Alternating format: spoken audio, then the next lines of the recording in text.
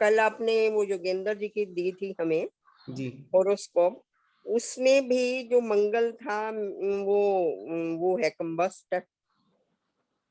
जी, उसी को ले हाँ लेंगे, आज उसी को ले लेंगे मांगलिक दोष हाँ में। जी, तो वो कंबस्ट तो वैसे भी वो हो जाएगा। जी, ठीक है। आप सभी का ज्योतिष की कक्षा में स्वागत है। और आज का हमारा विषय है मांगलिक दोष।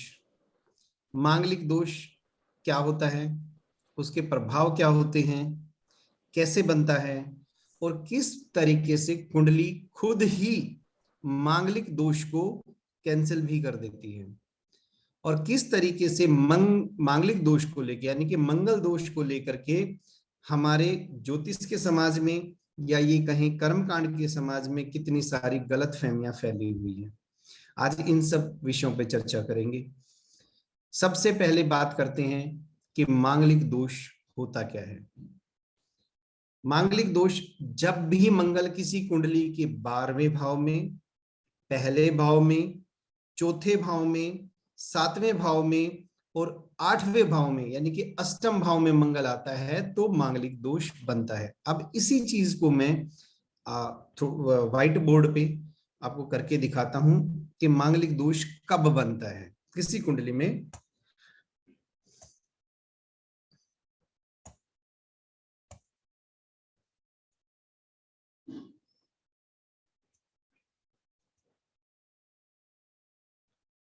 तो सबसे पहले आप लोगों को इस बात का पता होना चाहिए कि मांगलिक दोष मंगल से बनता है। मंगल की किसी भी राशि का इससे कोई लेना देना नहीं है, सीधा प्लेनेट से लेना देना है। यानी कि मांगलिक दोष बनता है मंगल ग्रह से। हर ग्रह का अपना एक साल होता है और मंगल का जो साल होता है वो 28वां साल होता है। जब हम अपने जीवन के 28वें साल में होते हैं तो मंगल हमारा उस समय मैक्सिमम प्रभाव दे रहा होता है।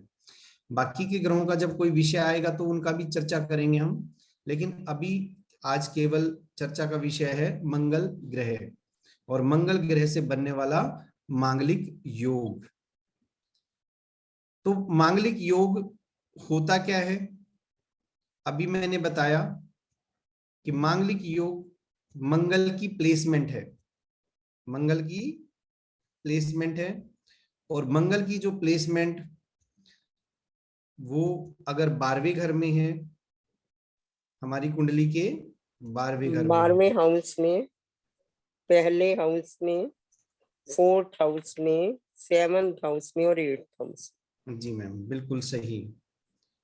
अगर मंगल ये लो जी, हमने मंगल बना दिया। मंगल या लिख ही दूं, लिख देता हूं। मंगल अगर हमारा 12वें घर में बैठ जाए, यहां पे मंगल आ जाए तो मांगलिक कुंडली को क्या कहेंगे कि ये जातक मांगलिक है। मांगलिक। अगर मंगल हमारा पहले घर में बैठे, 12वें यानी कि द्वादश भाव में बैठे या पहले भाव में बैठे तो भी जातक मांगलिक है। अगर मंगल हमारा चौथे भाव में बैठे तो भी जातक मांगलिक मांगलिक। है।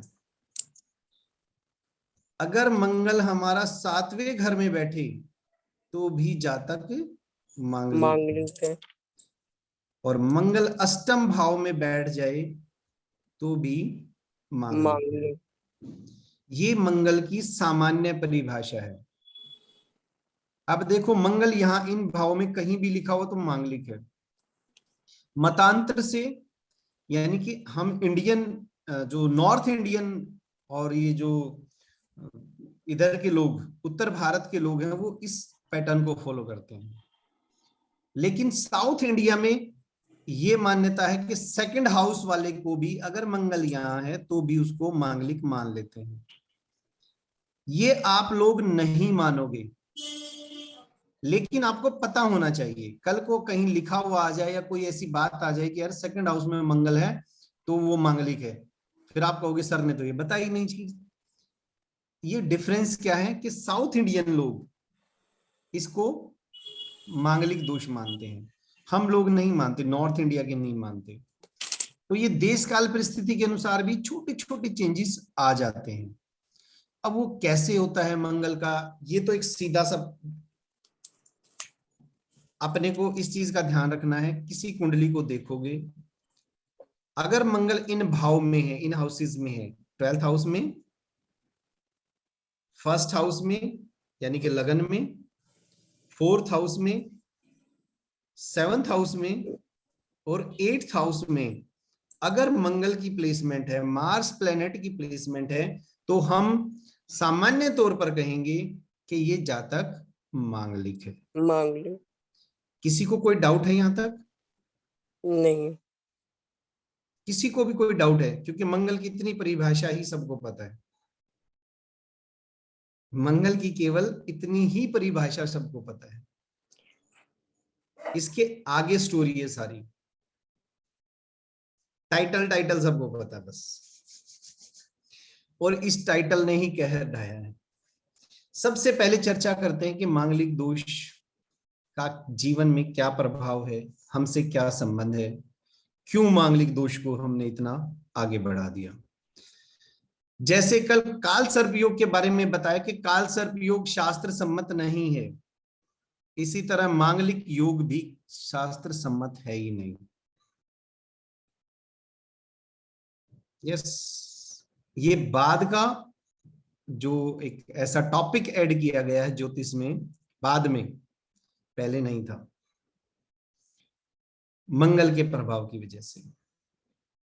अब बात करते हैं कि मंगल का प्रभाव मांगलिक ये जीवन को कैसे इफेक्ट करता है। काफी टाइम पहले तक हम जो शादियां होती थी हमारे समाज में, वो जल्दी शादियां होती थी। 18 की एज तक, 17-18 साल की उम्र तक तो लड़कियां की शादी मैंने भी देखी हैं। लेकिन कुछ कहते हैं कि सरला मैम या पुष्पा मैम या उनसे भी पहले के लोग, उनको पता होगा तो और भी छोटी उम्र में शादियां कर देते थे। उस समय पर मांगलिक योग का सबसे ज्यादा प्रचलन चला। आज नहीं है, आज की डेट में मंगल का बहुत ज्यादा बोलबाला है, पर मंगल का प्रभाव नहीं है, ध्यान रखना इस बात का। तो कुंडली मिलान करते समय मैं तो मंगल को बहुत कम वेटेज देता हूँ, इस मांगलिक दोष को। और कई सारे मेरे ऐसे साथी होंगे जिन्होंने देखा कि मांगलिक दोष है सर, आप तो ये कह रहे हो नॉन मांगलिक से शादी कर दो, कोई इशू नहीं आएगा, तो उसके पीछे रीजन है। तो आज वे सारी चीजें मैं खोल के आपको बताता हूँ। मांगलिक दोष, पहले तो मंगल की प्रकृति को समझो। मंगल क्या है? मंगल एक फायर है, फायरी प्लेनेट है, और एक मेल और फीमेल के बीच में जितने भी सेक्सुअल एक्टिविटीज हैं वो मंगल से रिप्रेजेंट होती है। पावर चाहिए उनके लिए, और पावर मंगल देता है। तो इन घरों में, इन घरों का सीधा सा संबंध एक फिजिकल रिलेशन से है, एक मेल और फीमेल के रिलेशनशिप से है। 12वां घर रति सुख, सैया सुख बोला जाता है, यानी कि बेड टाइम प्लेजर की बात करते हैं तो वो 12वें घर से आती है। किसी इंसान को ये सुख मिलेगा या नहीं मिलेगा, ये 12वें घर से देखते हैं। फर्स्ट हाउस, इंसान खुद है, यानी कि उसके अंदर पावर है क्या ये एक्टिविटीज परफॉर्म करने की या नहीं है। ये मंगल, अगर यहां मंगल बैठ गया तो बहुत पावरफुल हो गया। इसी तरह 4th हाउस, ये भी हमारे बचपन का और हमारी मदर का, और प्लस हमारे जीवन के उस एस्पेक्ट का, यानी कि हमारे ऑलमोस्ट ये कहूं कि मैं कुछ ऐसी जो फीलिंग्स हैं उनको रिप्रेजेंट करता है, हार्ट, भावनाएं। 7वां घर तो है ही टोटल इसी काम के लिए। और 8वां घर जो हमारा थोड़ा सा डिटेल में ना कह के इन चीजों को खोलने की मुझे लगता नहीं आवश्यकता है, बट 8वां घर भी हमारी सेक्सुअल एक्टिविटीज को, क्योंकि ये सीक्रेट का घर है, जो भी हिडन चीजें हैं, जो 8वें घर से ना हमारा सीक्रेट घर भी बोला जाता है, जो भी चीजें छुपाई जाती हैं, सीक्रेट होती हैं, उन चीजों को लेके। तो ये भी 8वां घर भी हमारा कहीं ना कहीं इन्हीं चीजों से रिलेटेड होता है। अब इन घरों में अगर मंगल बैठ गए तो इन घरों की पावर बढ़ा दी, इन्होंने मंगल ने अपना इन चीजों में ज्यादा एक्टिविटी बढ़ा दी। इसका अर्थ ये हुआ, अगर कोई जातक मांगलिक है और मांगलिक में से भी यहाँ पे मंगल बैठा हुआ है, द्वादश भाव में, लगन में, चतुर्थ भाव में, सप्तम भाव में, अष्टम भाव में, तो ऐसे इंसान की सेक्सुअल जो डिजायर है वो ज्यादा हो जाती है। केवल और केवल इसका इतना सा संबंध है, इसके अलावा कोई संबंध नहीं। ध्यान रखना इस चीज का। मंगल मांगलिक यही प्रभाव है। अब लॉजिकली सोचो कि कुछ टाइम पहले बहुत जल्दी शादी हो जाती थी। किसी जातक की शादी हो गई 16 साल की उम्र में, 18 साल की उम्र में, 20 साल की उम्र में। उस समय इन एक्टिविटीज को परफॉर्म करने के लिए बॉडी बहुत एनर्जी होती है, उनमें बहुत एनर्जी। और उस सिचुएशन में एक मांगलिक व्यक्ति की शादी नॉन मांगलिक से करती है। नॉन मांगलिक चाहता है एक नॉर्मल सेक्सुअल रिलेशन, लेकिन मांगलिक चाहता है उससे कहीं गुना ज्यादा। तो होगा क्या? या तो जो मांगलिक है, कसूर उसका भी नहीं है, उसकी बॉडी की डिमांड है। या तो मांगलिक है, उसको अपनी फीलिंग्स कंट्रोल करनी पड़ेंगी, या जो नॉन मांगलिक है उसको अपनी फीलिंग कंट्रोल करनी पड़ेंगी। अगर ये फीलिंग, काम की जो फीलिंग होती है, ये डिजायर्स होती हैं, अगर इनको कंट्रोल किया जाए, ये चैनलाइज हो जाए गुड, अगर इनको स्प्रेस किया जाए, तो वो हमारी पर्सनैलिटी में, हमारे इमोशंस में डिसऑर्डर पैदा करती है। हमारे पुरखों ने, हमारे ऋषि मुनियों ने देखा कि ये डिसऑर्डर जब इंसान के अंदर बढ़ते हैं तो बीमारियां बढ़ती हैं, रिलेशनशिप में खटास आ जाती है, लड़ाइयां होती हैं आपस में। वो सारा का सारा इसके साइड इफेक्ट है मांगलिक दोष के। वो मंगल नहीं है जो वो करवा रहा है, मंगल वो नहीं करवा रहा, बट मांगलिक दोष के और इन डिजायर्स के, इन फीलिंग्स के साइड इफेक्ट हैं। ये है मांगलिक दोष का प्रभाव। अब ये देखो, बड़ा नेचुरल सी चीज है कि एक 20 साल की एज में जो हमारी डिजायर थी, वो जैसे जैसे समय बीतता गया, 25 साल का कोई हुआ, 28 साल का हुआ, तो ये जो डिजायर है ये थोड़ी डाउन आ जाती है। और जैसे उम्र बढ़ती है, 30 साल, 35 साल, 40 साल, 50 साल, तो ये डिजायर ऑलमोस्ट कंट्रोल होने पे चलती है। तो इस तरीके से अगर हम देखते हैं तो जैसे जैसे एज बढ़ती जाती है ये डिजायर कम हो जाती है, यानी कि मंगल प्रभाव कम हो जाता है। ऋषि मुनियों ने कहा कि जो 28वां साल होता है वो इंसान में मंगल का मैक्सिमम प्रभाव देता है। ये नहीं कि केवल 28वां साल, 28वें साल से पहले, और जब 28 साल क्रॉस करते हैं तो मंगल डाउन, यानी कि इन एक्टिविटीज में थोड़ा सा इंसान का ध्यान होना कम हो जाता है। ये चीजें प्रैक्टिकल भी हैं, रियलिटी हैं और यथार्थ पर आधारित हैं, बिल्कुल रियलिटी पर आधारित है।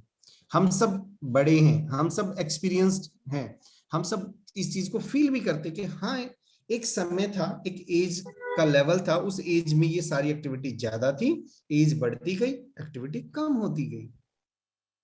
और ये सब मंगल से रिलेशन है। जो स्टार्टिंग में किसी की 18-20 साल की उम्र में शादी कर दी, तो उसको 28 साल आने में समय लगता है, 10 साल का समय। और 10 साल तक ये डिसऑर्डर अगर किसी के जीवन में रहे तो प्रभाव खतरनाक हो सकता है।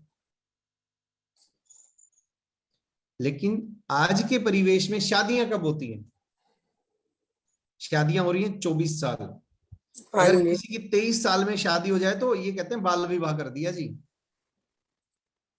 23 साल, 24 साल, 25, 27, 28, 30 साल। अब मुझे ये बताओ कि जो 18 साल की या 20 साल की एज में जो डिजायर थी और उस इंसान को मांगलिक दोष भी था, उसको ज्यादा प्रॉब्लम होने वाली है, या एक व्यक्ति जिसकी 30 साल की एज में शादी हुई और उसको मांगलिक योग है तो उसको ज्यादा प्रॉब्लम होगी? हाँ जी, 18 साल वाले को होगी ना। क्योंकि उसने तो यार जीवन में इतनी एनर्जी है, वो चैनलाइज करने के लिए कुछ ना कुछ चाहिए। लेकिन 30 साल वाला तो वैसे भी बुद्धि से मैच्योर हो जाता है। 18 साल वाले को तो समझ ही नहीं है, बस अपनी भावनाओं के साथ चलता है। 28-30 साल वाला तो ब्रेन के साथ चलता है। तो ये सबसे पहला ये कंसेप्ट आप निकाल दो। मैंने देखा है कि एक बच्चा जीव पैदा हुआ, सच पूछो आप, पैदा हुआ अभी कुछ दिन, कितने दिन, 4-5 दिन पहले उन्होंने कॉल करके पूछा इसका नाम बता देना जी, देखना कोई मांगलिक तो नहीं है ये। और मुझे शुरू शुरू में गुस्सा भी आता था, लेकिन फिर मुझे थोड़ा सा ये भी समझ आई कि यार कोई बात नहीं, उनको तो जैसा समाज में सुन रहे हैं वैसा उनको पता है। बच्चा 2 साल का कुंडली दिखेंगे जी, मांगलिक तो नहीं है। अरे मांगलिक दोष इसका तब देखना जब ये जवान हो जाए, अभी नहीं देखना अपने को। मांगलिक का केवल और केवल इतना प्रभाव है, जो मैंने रिपीट किया वो फिर से, जो मैंने बताया उसको फिर से रिपीट करता हूँ। मांगलिक प्रभाव केवल सेक्सुअल रिलेशन के लिए है, पहली चीज। दूसरी चीज, ये 28 साल के बाद नेचुरली इंसान की डिजायर कम हो जाती है इन चीजों के लिए। 28वां साल तक मंगल ज्यादा प्रभावित होती है, यानी कि इन चीजों का प्रभाव ज्यादा रहता है। तो अपने को तो जब भी कुंडली मिलान आए, अगर किसी की इंसान की शादी हो गई 26वें साल में और वो मांगलिक है, आप क्या कहोगे? मैं तो करवा देता हूँ शादी। और शुरू में उनकी ना एक डाल देता हूँ, भाई शुरू शुरू में शादी की प्रॉब्लम होगी आपको, और शादी की जो प्रॉब्लम होगी उसको थोड़ा सा मेंटली बैठ के सोल्व कर लेना। अब वो शादी होने में, झगड़ा होने में, प्रेम होने में, कटर पटर में 1-2 साल निकल गया, एडजस्टमेंट हो गई, प्रथम संतान हो गई, बस फिर तो वैसे ही इंसान अपने ट्रैक पे आ जाता है। तो इसको हवा नहीं बनाना, किसी को समाज में बहुत सारा हुआ बना रखा है। अभी तो इनके बहुत सारे वो पर्चे खुलेंगे कि यार ये क्या कुछ फैला हुआ है। तो सबसे पहले ये कि एज का ध्यान रखना है आपको, एज का ध्यान रखना है अपने ध्यान को, रखो। कि मांगलिक प्रभाव क्या है और एज के साथ उसका क्या संबंध है। अगर किसी की अर्ली एज में शादी हो रही तो मांगलिक का विशेष ध्यान रखना है, क्योंकि शादी भी हो गई, 1-2 बच्चे भी हो गई, तब भी पता चला कि इंसान की एज है 25 साल और उसको वो डिजायर चाहिए, तो वो घर से बाहर कहीं अपनी डिजायर पूरी करेगा, या अपने पार्टनर से लड़ेगा, या खुद की जो इमोशंस है उनको कंट्रोल करेगा। वो सारी चीज खराब हो जाती हैं फिर।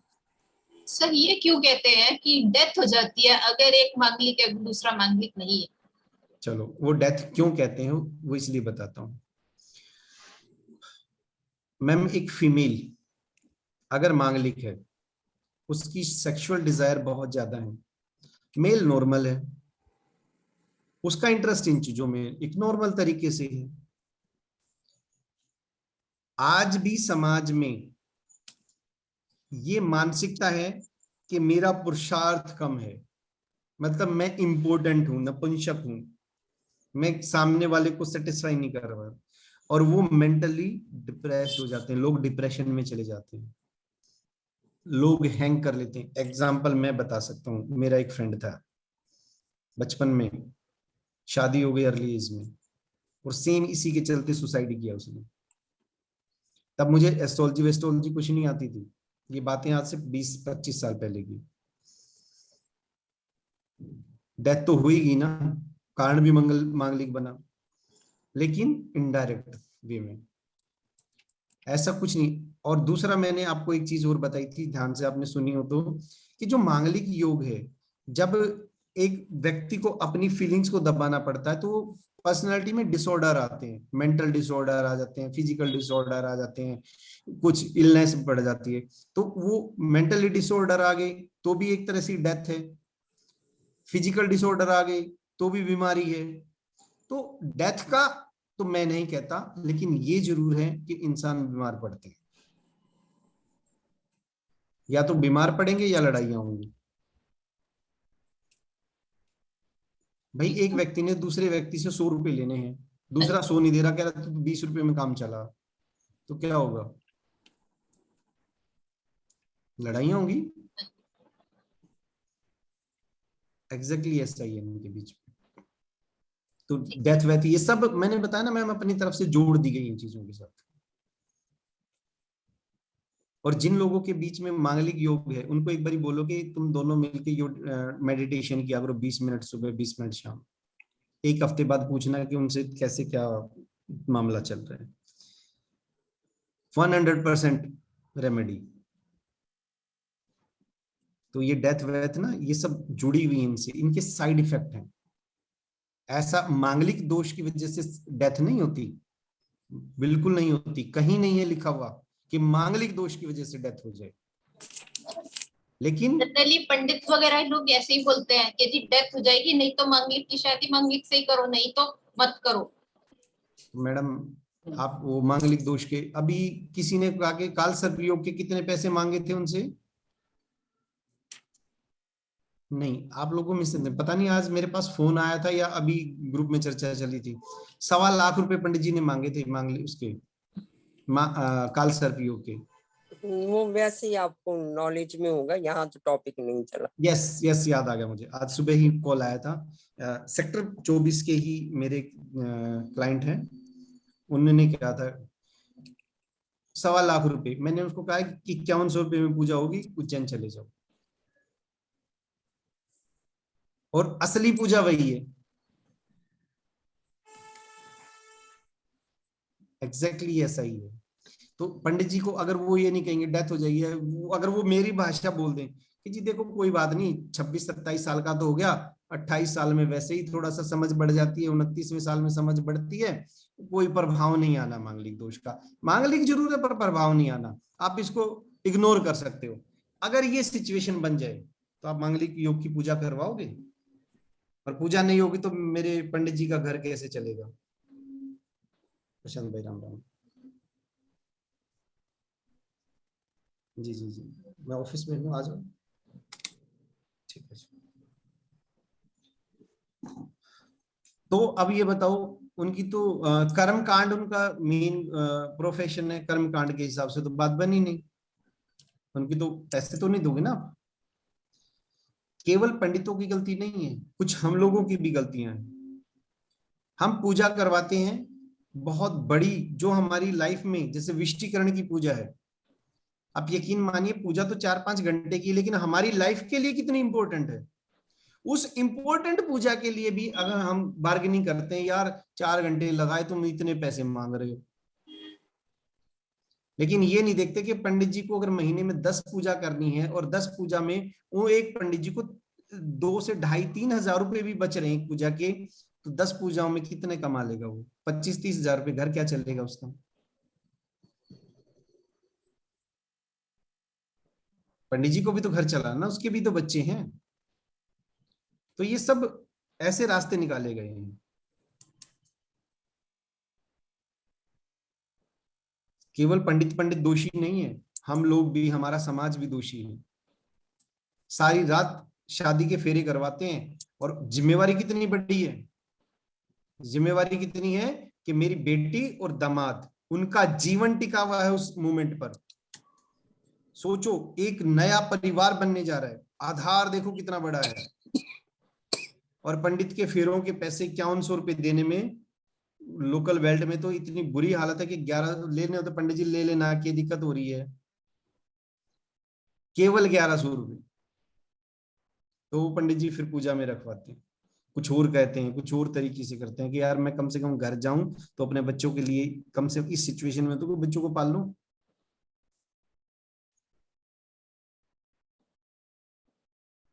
मैं वास्तु विजिट करने जाता हूँ, वैसे तो जनरली मैं अपनी तरफ से इकोनॉमिक स्टेटस के हिसाब से बहुत सारी विजिट्स के पैसे छोड़ देता हूँ, लेकिन मैंने कुछ ऐसे अमीर लोग भी हैं, 100 करोड़ का व्यक्ति है, और वो कहता ओहो आपकी फीस तो बहुत ज्यादा है जी।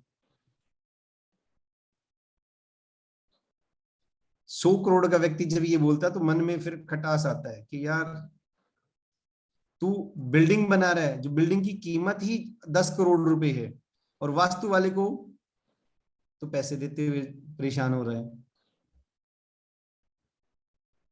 ऐसा ही होता है, लेकिन कोई बात नहीं, ये हमारा विषय नहीं है। तो पंडित जी इसीलिए डराते हैं, पंडित जी इसलिए डराते हैं। और मैं I am a blessed person कि मेरे गुरुजी सेवाराम जयपुरिया जी हैं, और जिस टोन में मैं पढ़ा रहा हूँ एग्जैक्टली इसी टोन में उन्होंने हमें सिखाई ये चीजें, कि समाज में झूठ नहीं फैलाना, केवल जो सही चीजें हैं वही फैलानी है। अब बात करते हैं, वापस पॉइंट पे आते हैं, यहां तक कि मांगलिक दोष के हमारे जीवन में क्या प्रभाव है, ये सबके समझ में आ गए। मांगलिक दोष कैसे बनता है, हमारे ऊपर क्या प्रभाव है, यहां तक सब क्लियर है। हाँ जी। अब मैं आपको एक चीज बताता हूं कि कुंडली 80% कुंडलियों में मांगलिक दोष केवल देखने में होता है, हकीकत में होता ही नहीं। तो ये क्या प्रभाव है, जिन लोगों को ये ज्ञान है कि ये मांगलिक दोष नहीं है, वो आप लोग बनने जा रहे हो। सबसे पहले तो मैंने आपको एज फैक्टर बताया, उसके बाद अब अपने नोट्स में लिख लो, अगर मंगल उच्च का है, अगर मंगल नीच का है,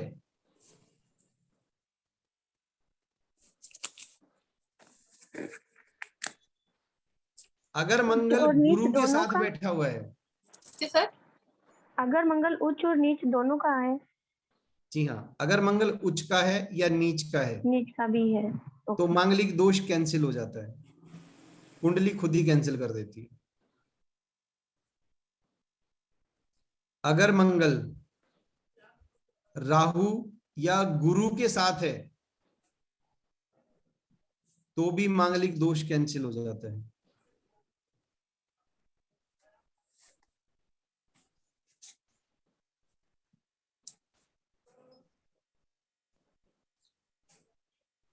अगर मंगल 12वें घर में है और यहां पर शुक्र की राशियां बैठी हुई हैं, किसकी? शुक्र की। जैसे यहाँ पे 2 नंबर राशि है या 7 नंबर राशि है, किसी का मंगल 12वें घर में है और वहां पर या तो 2 नंबर राशि है या 7 नंबर राशि है, तो ये ऑटोमेटिकली कुंडली ने कैंसिल कर दिया। 12वें घर में शुक्र की राशि हो और मंगल वहां बैठा हो, तो वो मांगलिक दोष कैंसिल हो गया। अब उसको मांगलिक दोष नहीं कहेंगे।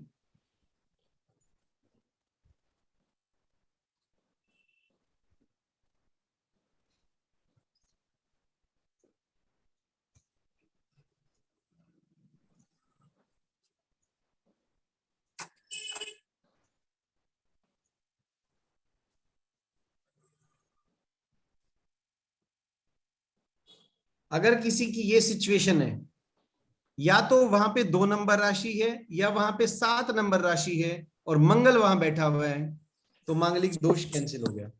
केवल लोगों को इतना पता है कि 12वें घर में मंगल होना मांगलिक दोष है, लेकिन अगला कंडीशन अप्लाई क्या आ गई? शुक्र अगर की वहां पे राशि 2 हो नंबर, हाँ, अगर शुक्र की राशि है, 2 नंबर या 7 नंबर राशि है, और अगर शुक्र साथ में हो कोई दिक्कत ही नहीं है। तो राशियां भी भी, हैं और शुक्र भी है, तो भी कोई दिक्कत नहीं है, तब भी कैंसिल है वो।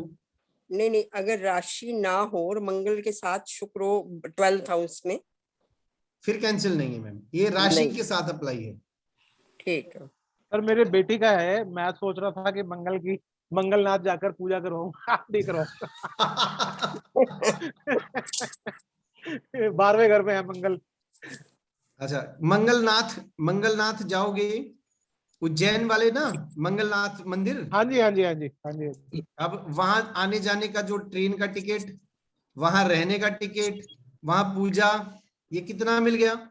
उसका 10% भेज देना। ठीक है सर।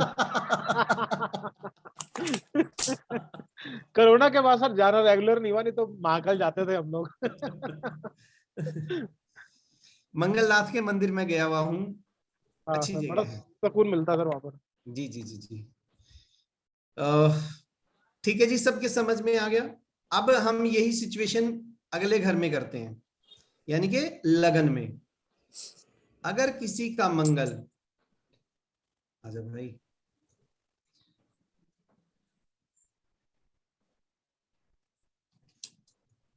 अगर मंगल प्रथम भाव में है, लगन में है, तो ये मांगलिक दोष बन जाता है। लेकिन अगर यहां पर आपके जो हमारा 5 नंबर या 11 नंबर राशि है, सिंह लगन हो या कुंभ लगन हो, सिंह लगन या कुंभ लगन है और वहां पर मंगल बैठा है,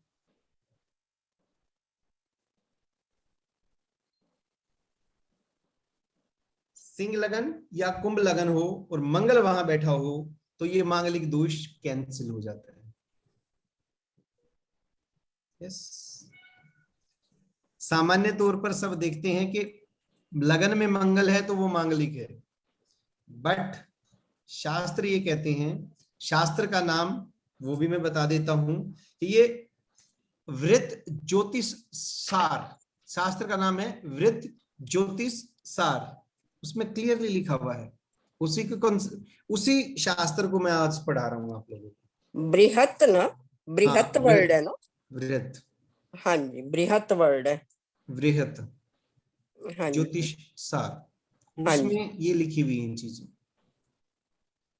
क्योंकि पाराशर के वृत्त पाराशर हो रहा शास्त्र में तो है नहीं, क्योंकि ये शास्त्र सम्मत नहीं है मांगलिक दोष, तो बाद के शास्त्र आए उनमें आया ये। हाँ जी, आपने लगन में 5 नंबर राशि और 7 नंबर राशि लिखी है। यस, तो अभी आपने बोला था कि सिंह लगन या कुंभ लगन। ओहो, ये सर मैंने जी क्या लिख 11 दिया? बोला था आपने, 5 या 11? माय मिस्टेक, माय मिस्टेक, लिख मैंने बोला ठीक था और लिख मैंने तो छोड़ दिया। अब ठीक है, हाँ जी, कुंभ लगन, क्योंकि 2 और 7 तो पिछले घर में थी, वे हाँ शुक्र की जी। राशियां तो पिछले घर में थी।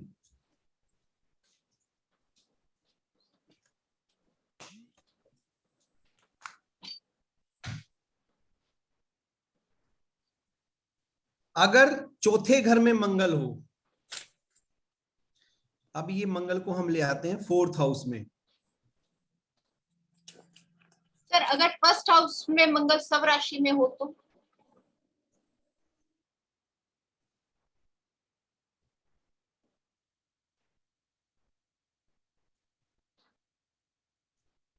मैडम ये करवा दो एक बारी में। चल ठीक। अभी तो इतने सारे आएंगे कैंसिल, आप ये कहोगे कि तो 80-90% कुंडलियों में तो है ही नहीं। अगर हम सिस्टम से चलेंगे तो मुझे लगता है कि थोड़ा सा हम अच्छे से समझ पाएंगे। ठीक है। ठीक है, ये क्या हो गया? अगर मंगल चौथे घर में हो और मंगल अपनी ही राशियों में बैठा हो, मंगल की अपनी राशि कौन सी होती है? 1 और 8। 1 और 8।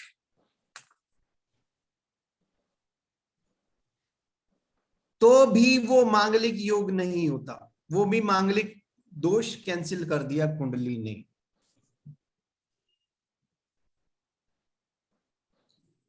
अगर मंगल सप्तम भाव में है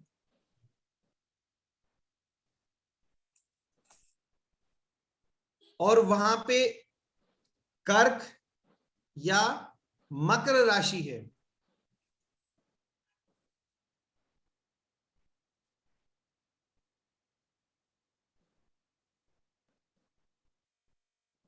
सॉरी मकर 10वीं नंबर होती है,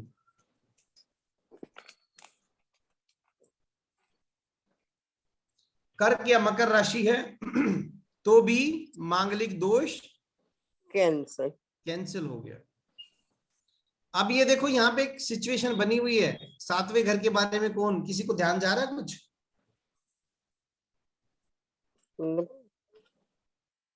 सोचो, ये सूत्र हम पहले भी कर चुके हैं। मंगल और शनि चर राशि, आपसी में शत्रु में चर राशि, वेरी बैड टीचर।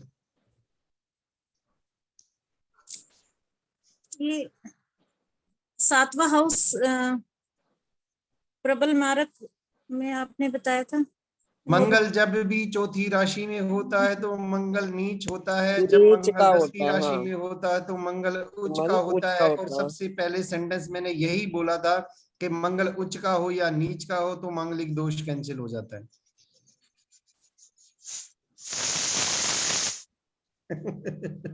बोला था ना। ठीक है। सरला मैम जो अंश नहीं बता रहा मैं उच्च नीच के, अब बताओ। हाँ जी, हाँ जी, है ना, अभी अभी कनेक्ट करने की थोड़ी सी प्रॉब्लम। हाँ जी, हाँ। नहीं तो 4 नंबर लिखा तो तभी स्ट्राइक होना था। अरे यहाँ तो नीचे नीच होता है मंगल। 10 लिखा, अरे यहाँ तो उच्च होता है मंगल। चलो नेक्स्ट है,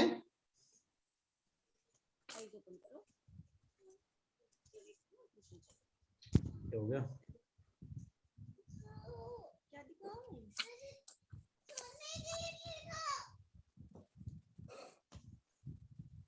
अगर मंगल 8वें घर में है और बृहस्पति महाराज की राशियां हैं वहां, अगर मंगल 8वें घर में है और बृहस्पति महाराज की राशियां हैं 9 और 12, 9 और 12, 9 या 12 है तो मांगलिक दोष कैंसिल हो गया। चलो सर, ऐसी रही विजिट, बढ़िया, गुड, इट वर्क्स। हाँ हाँ बिल्कुल परफेक्ट। परफेक्ट। चलो मैं कर लेता क्लास ठीक है। ओके। अगर मंगल अष्टम भाव में है और वहां पे बृहस्पति की राशियां हैं तो भी मांगलिक दोष कैंसिल। कैंसिल। अब कुछ और भी सिचुएशन है।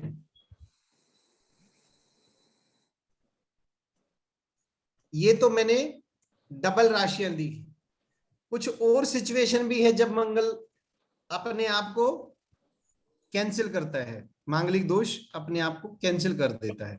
और वो है अगर 9वें घर में, सॉरी, अगर ये क्या है, मंगल 12वें घर में है और यहां पर 9वीं राशि है तो भी मांगलिक दोष कैंसिल। यहां पे शुक्र की राशियां हैं यानी कि 2 7 है तो भी कैंसिल, और 9 नंबर राशि है तो भी कैंसिल। मतलब तीनों में से कोई भी राशि होगी। मैडम मैं तो याद करने के लिए सिस्टम से बता रहा हूं आपको, हाँ जी, हाँ ताकि जी, शुक्र की वो वैसे। याद हो जाए। पहले तो 2 2 लिखवाई मैंने, हाँ जी, अब एक अब एक। 1 1 लिखवाऊंगा। अब हिसाब से तो 9 7 2 7 हाँ 2 जी। 9 7 2 9, 9। ये राशियां हैं तो मांगलिक दोष कैंसिल। ठीक है। नहीं कहना चाहिए कि ये मांगलिक है। अगर मंगल पहले पहले भाव में है,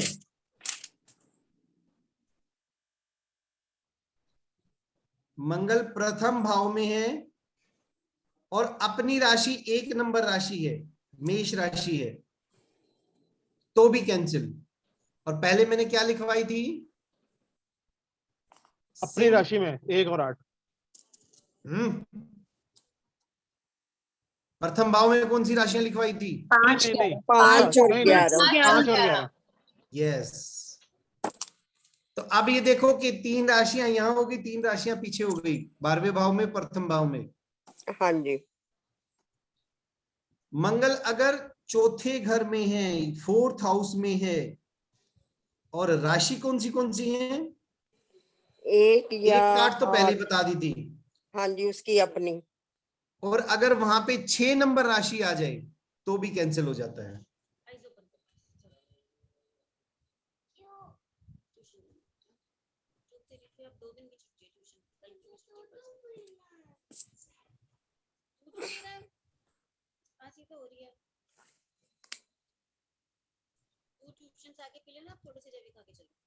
वैसे सुनो, इसको रहने दो, ये डाउटफुल है, इस पे ना कंट्रोवर्सी हुई थी, इसको छोड़ दो, इसको पार्किंग में रख दो, इस वाले पॉइंट को।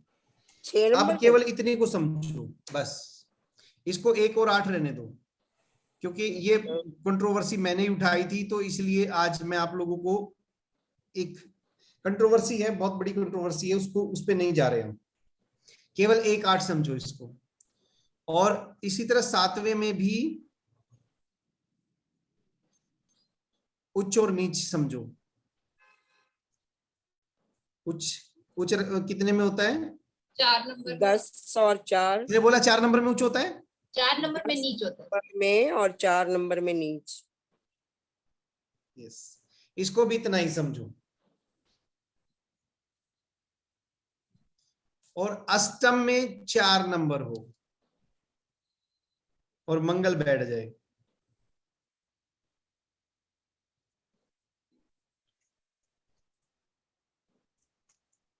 मतलब नीच का हो गया तो कैंसर।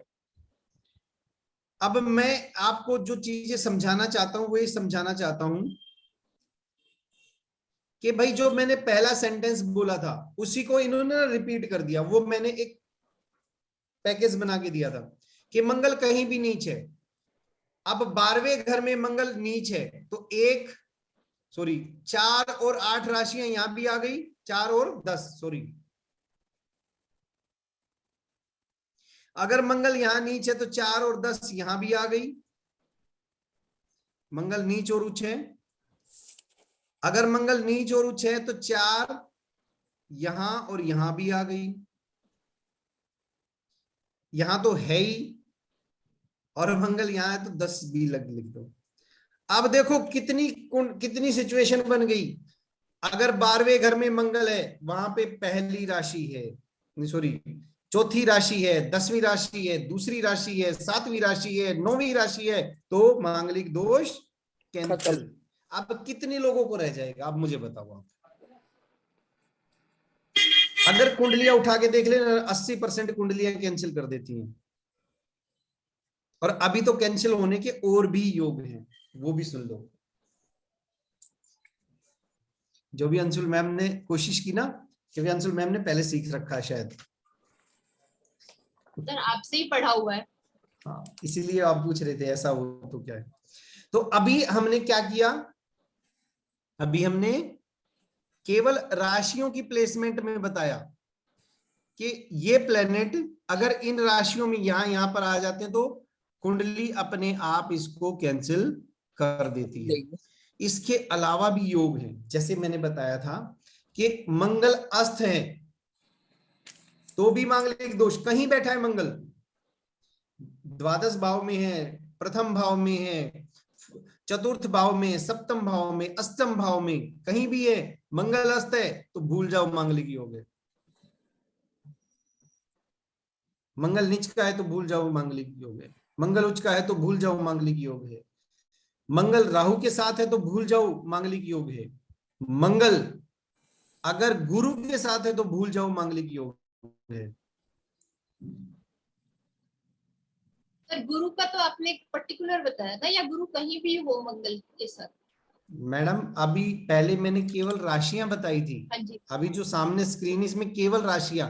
अब मैं ग्रहों के साथ भी बता रहा हूं। ठीक है सर। तो गुरु ग्रह के साथ अगर बैठा हुआ है, ठीक है, ठीक। ये हो गई हमारी प्लेनेट राशियों के साथ। जी प्लेनेट के साथ। अब मैं डिलीट कर दूं। सर अगर मंगल पहले घर में 8वीं राशि में है तो मांगलिक है? आप बताओ, राशि के हिसाब से राशि आई कोई? नहीं आई ना सर, मंगल की खुद की राशि है, लेकिन वो पहले घर में अगर मंगल है तो वो मांगलिक है। तो वो मांगलिक है। बिल्कुल मांगलिक है। जो प्लेनेट मैंने बताए उसके अलावा कुछ प्लेनेट्स की और अलाइनमेंट है, और वो ये है, अगर मंगल प्रथम भाव में है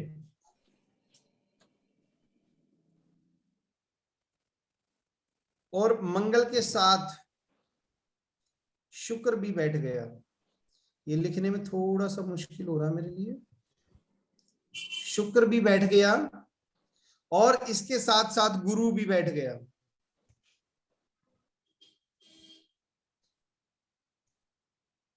तो भी ये मांगलिक योग क्या हो गया?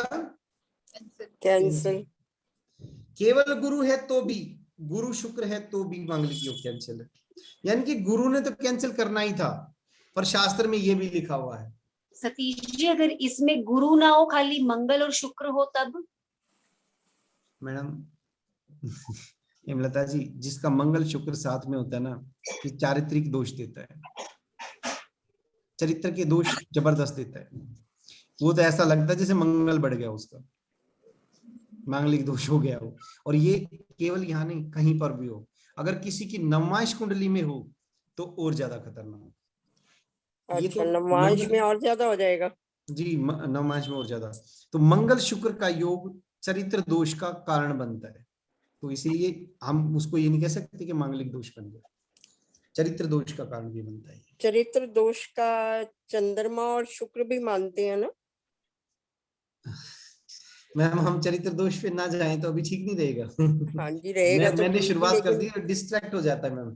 चरित्र दोष के एक, चलो मैं ना चरित्र दोष किन किन का बनता है तो वो भी एक टॉपिक ले लेंगे हम। ठीक है। ज्यादा कॉम्बिनेशन नहीं है, 20-25 कॉम्बिनेशन है जिनमें ये बनता है जी।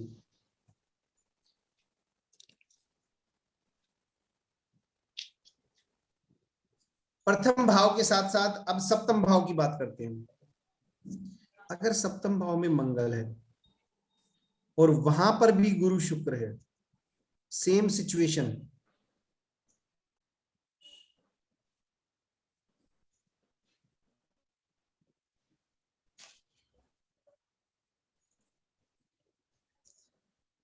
गुरु और शुक्र,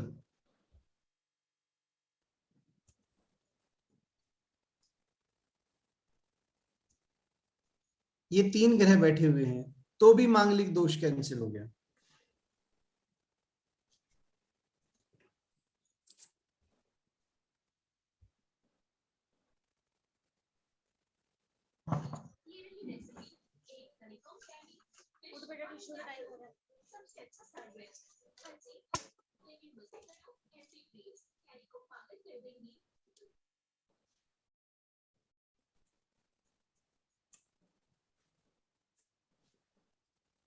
अगर मैंने एक सिचुएशन और बताई थी कि राहु के साथ मंगल आ जाए, राहु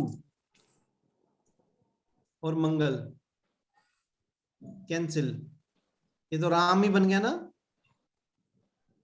देखो अब लिखते लिखते एकदम रा मा,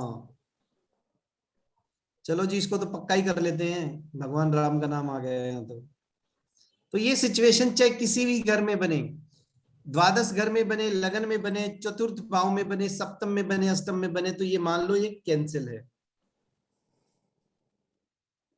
ये इस घर में भी बने, इस घर में भी बने, इस घर में भी बने, तो ये हमारे दोष कैंसिल है।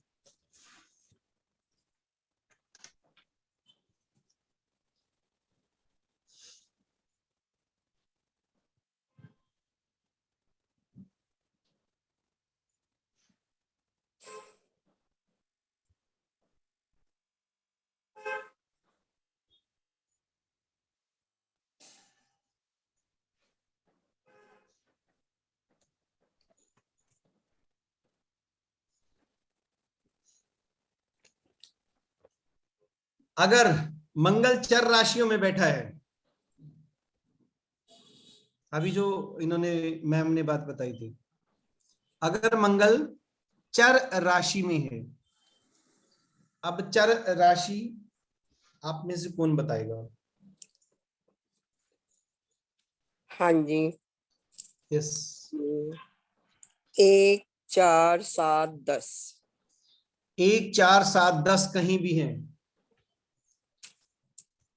1, 4, 7 और 10 ये यहां पर है, ये या इस भाव में है, इस भाव में है, इस भाव में है, या इस भाव में है, तो मांगलिक दोष कैंसिल है। चर राशियां तो यहाँ राशियों की काउंटिंग ना करके सीधा चर राशि बोलो।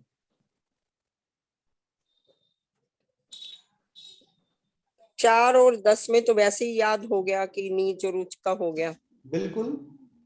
और 1 7 और हो गया। एक उसकी स्वयं की राशि है, हाँ जी। 7वीं शुक्र की राशि। यस। और अगर मंगल कहीं भी बैठा और केतु के नक्षत्र में बैठा है, यानी कि मंगल बैठा हुआ है किसी भी राशि में, वैसे तो किसी में हो नहीं सकता।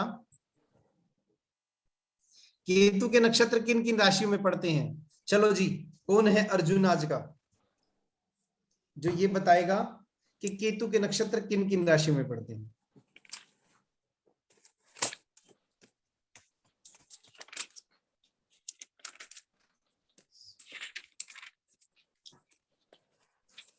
हाँ जी, क्या बताना? केतु के नक्षत्र किन किन राशियों में पड़ते हैं? हाँ जी, मेष में पढ़ते हैं, यस और सिंह में 1 यस। 5 9। 1 5 9, यानी कि जो भी अग्नि तत्व की राशियां हैं, अगर हाँ जी, मंगल इनमें बैठा है और इनमें भी कौन से नक्षत्र में बैठा है? केतु। केतु के नक्षत्र में, तो मांगलिक दोष कैंसिल। लिख लो, केतु नक्षत्र में, केतु के नक्षत्र में जब भी बैठेगा, केतु का नक्षत्र है अश्विनी, हाँ जी, मघा और और मूल। मूल। जब इन 3 नक्षत्रों में, अश्विनी मघा मूल में जब मंगल बैठता है, तो भी मांगलिक दोष स्वाहा।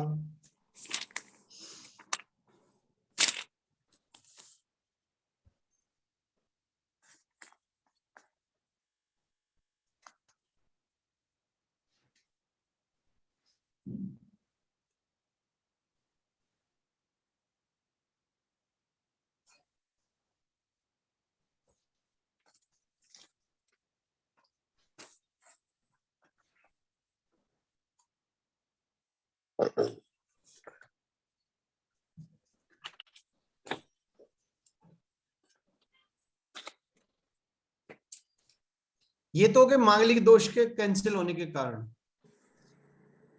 कई बार मांगलिक दोष ना, लाइफ पार्टनर जो होता है हमारा पार्टनर, उसकी कुंडली भी हमारी उसको खत्म कर देती है।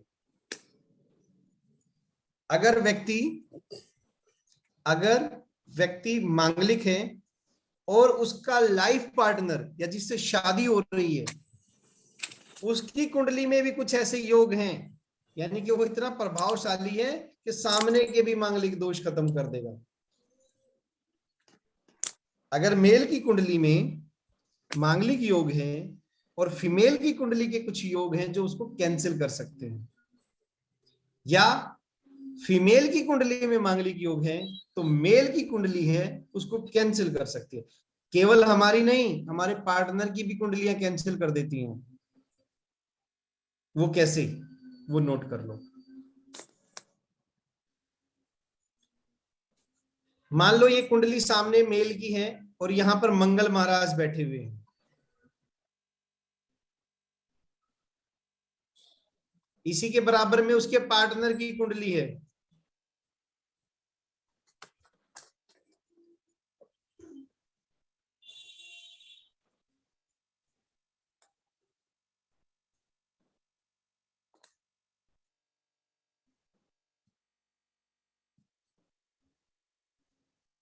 और उसके चौथे भाव में शनि महाराज बैठ गई, यानी कि जो मांगलिक व्यक्ति है उसके मंगल किसी भी भाव में बैठा है, द्वादश, लगन, चतुर्थ, सप्तम या अष्टम,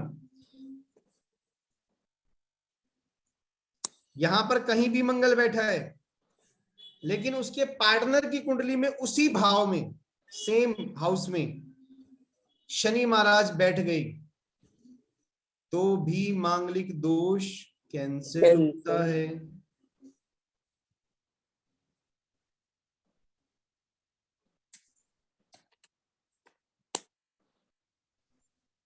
और एक मांगलिक दोष उम्र के साथ तो हो ही जाता है कैंसर।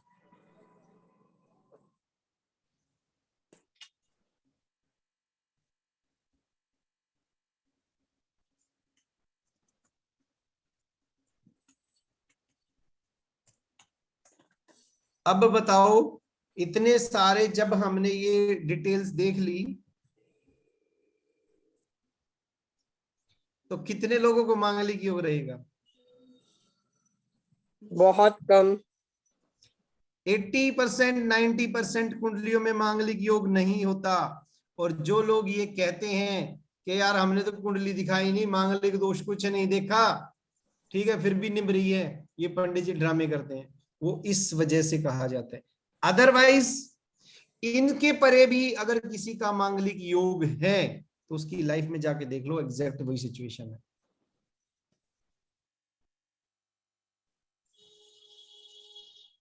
उनकी लाइफ में मंगल का प्रभाव आता है।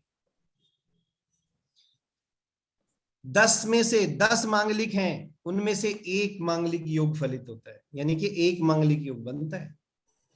मैक्सिमम 2 कुंडलियां, बाकी तो सब कैंसिल 90% कैंसर। यस। पार्टनर से खाली शनि के साथ ही कैंसर होता है या राहु वगैरह के साथ भी होता है? नहीं मैम, शनि का लिखा हुआ है, मतांतर से 1-2 और लिखे हुए हैं, लेकिन जो सर्वसम्मत है जिसको सबने एक्सेप्ट किया वो मैंने लिखवाया। अच्छा, खाली शनि। मैंने राहु भी पढ़ा था। मैंने कहा ना मैम, मतांतर से, कुछ मतों में वो भी मान्यता है। ठीक है। और पार्टनर की कुंडली में ये नहीं माना जाएगा, जैसे मान लो कि मेल की कुंडली में 4th हाउस में मंगल है और उसका मंगल भी 4th हाउस में अस्त है या नीच या उच्च कुछ भी है, तो नहीं माना जाएगा ना? नहीं। उच्च नीच अस्त है तो वो तो है ही नहीं, मांगलिक तो है ही नहीं ना वो तो अपनी कुंडली में ना, मान लो कि मेल की कुंडली में तो ठीक है। तो अब ओवरऑल आप इसको क्या कहोगे कि मांगलिक दोष को कंसीडर करना चाहिए या नहीं करना चाहिए? भाई एक बारी कुंडली देख लें, और नहीं है तो नहीं है मंगल दोष। मैं आप सबसे एक रिक्वेस्ट करूंगा कि मांगलिक दोष को कंसीडर करें, लेकिन उम्र का जरूर ध्यान रखें। अरे इतने सारे कैंसिल होने के बाद अगर फिर भी मांगलिक की बात आती है तो उम्र देख लो, उम्र के हिसाब से भी बहुत सारे कैंसिल हो रहे हैं। मतलब यही कहने का कि 28 साल के बाद शादी कर दो, तो ना, क्या दिक्कत है? क्या दिक्कत है? फिर कोई प्रॉब्लम नहीं है। 27 में कर दो, 1 साल तो आदमी वैसे ही खुशी खुशी में चलता है। हाँ जी। नहीं, फिर मतलब ये है कि नॉन मांगलिक से उसकी शादी कर दो तो उसमें कोई दिक्कत नहीं आएगी। कोई दिक्कत नहीं है, कोई दिक्कत नहीं है। आंशिक मांगलिक दोष क्या होता है? अरे वेरी गुड, वो तो बताना, मजा, मैं तो उसमें तो मजे लेता हूँ यार। गड़बड़ हो गई, चलो बता दूं जी, आंशिक मांगलिक योग क्या होता है? चेक करें। चलो, थैंक यू ऋषिका, तूने याद दिला दिया।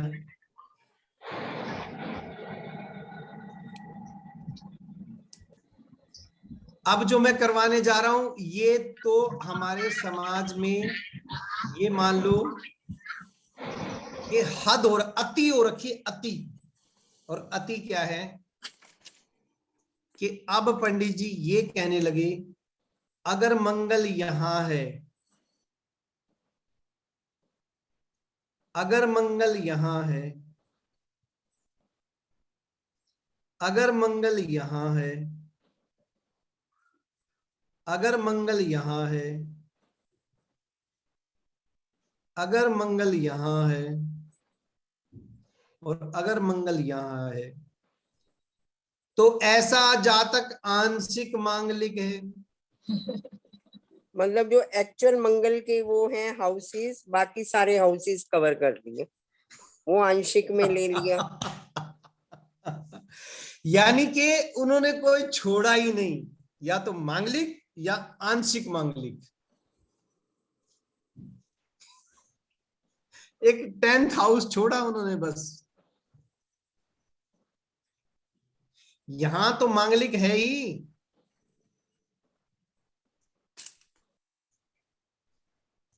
द्वादश, प्रथम, चतुर्थ, 7th और 8th, ये हाउसेस तो हैं ही मांगलिक। और बाकी उनमें बैठ गया तो जी वो जाने वाला है। क्या कहते हैं उसमें? वो उसके अंदर जाने वाला है, सप्तम भाव में घुसने वाला है। और दूसरे को क्या कहेंगे? अभी अभी निकला है बस। मंगल का प्रभाव तो अभी भी है, क्योंकि वहां से एक ही घर पहले तो निकला है। ये सब कितनी खतरनाक बातें हैं लोगों को बरगलाने के लिए। अब सोचो, जो इंसान विश्वास करता है ज्योतिष में और उसने उनकी पंडित जी की बात ली मान, वो बंदा पूरी जिंदगी इस बोझ के नीचे रहेगा कि मैं मांगलिक हूं, और जबकि वो मांगलिक था ही नहीं। जबकि वो मांगलिक था ही नहीं, और पूरा जीवन उसने मांगलिक का बोझ लेके। हस्बैंड वाइफ की जो चटर पटर नमकीन वाली लड़ाइयां होती है ना, अगर वो लड़ाई भी होगी तो उसको खटक से जाएगा, मैं मांगलिक हूं इसीलिए लड़ाई हो गई। कितने सारे केसेस आते हैं मेरे पास, वो ये कहते हैं कि जी ये मांगलिक है इसलिए ऐसा हो रहा है। अरे मैं कहा शनिचरो रुक जाओ, क्यों बेचारे मंगल को बर्बाद कर रहे हो? क्यों उसको बदनाम कर रहे हो? बर्बाद नहीं, बदनाम। उसने तो तुम्हारी बॉन्डिंग बनाई है, बॉन्डिंग। और 50% समझो 70% तो मैंने देखा है कि सब कुछ लड़की लड़के की फैमिली सब पसंद आ रही है, लेकिन वो मंगल दोष के कारण उसको मानते ही नहीं है।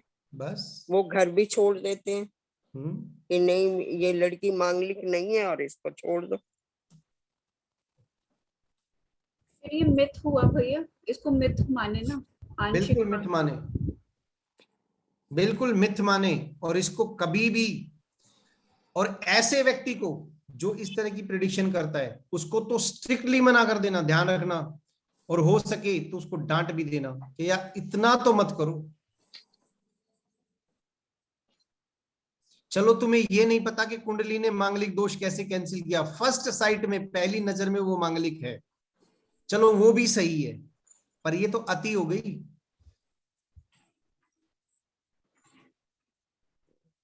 ये अति हो गई। और ये भी मैं बता देता हूं, जब मंगल भाव मध्य होता है, यानी कि अपनी पूरी पावर के साथ हो, डिग्रीज स्टार्टिंग का या लास्ट का ना हो, हाउस में मंगल यानी कि लगभग शुरुआत की 2-4 डिग्री में ना हो और आखिर की 2-4 डिग्री में ना हो,